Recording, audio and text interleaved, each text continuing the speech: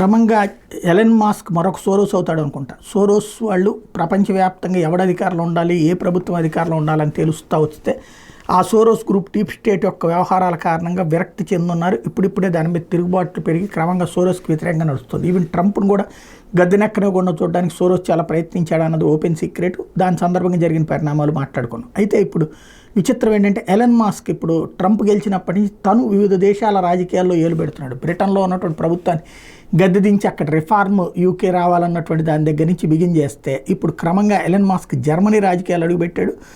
అక్కడ Elon Musk Germany ప్రభుత్వాన్ని నిందిస్తున్నాడు. Terrorist Saudi అరేబియాకి సంబంధించినటువంటి వ్యక్తికి ఎవరైతే అక్కడ చేసినటువంటి అరాచకాన్ని గురించి ప్రశ్నిస్తూ Islamic terrorist Taleb a 50-year-old doctor was even wanted by Saudi Arabia in connection with terrorism but Germany refused Saudi extradition request అన్నటువంటి విషయాన్ని గుర్తు చేస్తూ తీవ్రవాదం తెలిసి వాడిని ఎట్లా కాపాడుకొచ్చారు, సౌదీకి పంపించాల్సినటువంటి వాడిని అన్నటువంటి పాయింట్ రైజ్ చేస్తూ జర్మనీ ప్రభుత్వం సక్రమంగా లేదు, అక్కడ రైటిస్ట్ ప్రభుత్వం కావాలన్నటువంటి పాయింట్ చెప్తున్నాడు. అంటే ప్రభుత్వాన్ని మార్చేటటువంటి ప్రయత్నం ఈయన ప్రారంభించాడు. అంటే సోరోస్కి ఈయన ఆల్టర్నేటివ్ అయ్యేటట్టు కనబడుతున్నాడు.